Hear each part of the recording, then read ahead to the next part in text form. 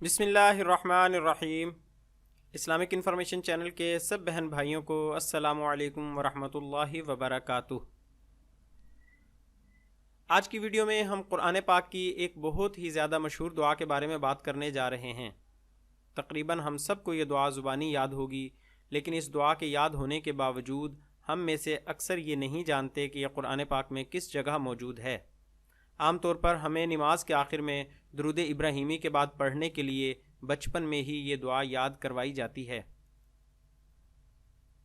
لوگوں میں یہ دعا درود کے بعد کی دعا کے نام سے یا رب اجعلنی والی دعا کے نام سے مشہور ہے۔ اگر یہ کہا جائے کہ قرآن پاک کی سب سے زیادہ مشہور دعاؤں میں سے ایک دعا ہے تو شاید غلط نہ ہوگا۔ آج اس ویڈیو میں ہم اس دعا کی تلاوت اور ترجمہ سننے کی سعادت بھی حاصل کریں گے، اور ساتھ یہ بھی بتائیں گے کہ ہم جس دعا کے بارے میں بات کر رہے ہیں یہ دعا قرآن پاک میں کہاں موجود ہے۔ یہ عظیم دعا سورہ ابراہیم کی آیت نمبر 40 اور 41 میں موجود ہے۔ سورہ ابراہیم قرآن پاک کے پارہ نمبر 13 میں موجود ہے اور ترتیب کے لحاظ سے یہ سورہ نمبر 14 بنتی ہے۔ قرآن پاک میں حضرت ابراہیم کی کئی دعائیں بیان کی گئی ہیں، یہ دعا بھی ان میں سے ایک ہے۔ جس جگہ سے یہ دعا لی گئی ہے وہاں حضرت ابراہیم کی ایک طویل دعا بیان کی گئی ہے۔ یہ مکمل دعا تو آیت نمبر 35 سے لے کر آیت نمبر 41 تک ہے، لیکن بچپن میں نماز میں پڑھنے کے لیے اس دعا کا جو حصہ ہمیں زیادہ تر یاد کروایا جاتا ہے وہ آیت نمبر 40 اور 41 پر مشتمل ہے۔ اس دعا کی تلاوت اور ترجمہ کی سعادت حاصل کرنے سے پہلے ایک وضاحت بھی کرنا چاہتا ہوں۔ اگرچہ ہم لوگوں میں سے اکثر لوگ درود ابراہیمی کے بعد اسی دعا کو نماز میں پڑھتے ہیں، لیکن یاد رہے کہ اس مقام پر اس کے علاوہ بھی قرآن و حدیث میں موجود کوئی دوسری عربی دعا بھی پڑھی جا سکتی ہے۔ اب آئیے پہلے ایک بار اس دعا کی تلاوت اور ترجمہ سنتے ہیں، پھر لوگوں کی طرف سے دوران تلاوت کی جانے والی چند لفظی غلطیوں کی بھی نشاندہی کرتے ہیں۔ اعوذ باللہ من الشیطان الرجیم، بسم اللہ الرحمن الرحیم، رب اجعلنی مقیم الصلاة ومن ذریتی ربنا وتقبل دعا ربنا اغفر لی ولوالدی وللمؤمنین یوم یقوم الحساب۔ ترجمہ: اے میرے پروردگار، مجھ کو نماز کا پابند بنا دے اور میری اولاد کو بھی، اور اے ہمارے پروردگار میری دعا قبول فرما۔ اے ہمارے پروردگار، مجھ کو اور میرے ماں باپ کو اور سارے مسلمانوں کو بخش دے اس روز جب کہ عملوں کا حساب ہونے لگے۔ اب آئیے چند غلطیوں کی جو زیادہ تر لوگوں کی طرف سے تلاوت کے دوران کی جاتی ہیں نشاندہی کر کے ان کی درستگی کی کوشش کرتے ہیں۔ سب سے پہلی غلطی تو اس کے بالکل ابتدا میں ہی اکثر لوگ سرزد کر جاتے ہیں۔ پہلے الفاظ ہیں رب اجعلنی، یعنی کہ با اور جیم کو زیر کے ساتھ ملایا جائے گا، لیکن دیکھا گیا ہے کہ کئی لوگ اس کو ربی اجعلنی پڑھ لیتے ہیں، جبکہ یہاں پر رب اجعلنی کا لفظ موجود ہے۔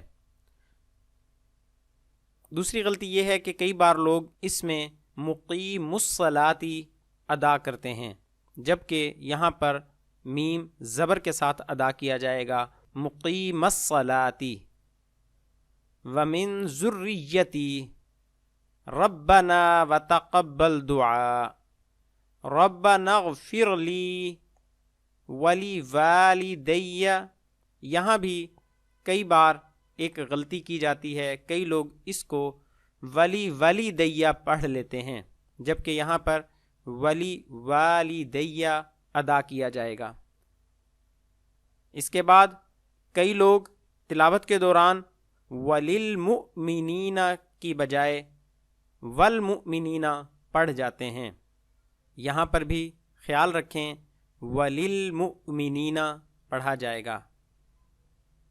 اس کے بعد ہے یوم یقوم الحساب، یہاں بھی بعض اوقات میم کے اوپر زبر ادا کر دی جاتی ہے، یوم یقوم الحساب پڑھ دیا جاتا ہے، جو غلط ہے، یوم یقوم الحساب پڑھنا چاہیے۔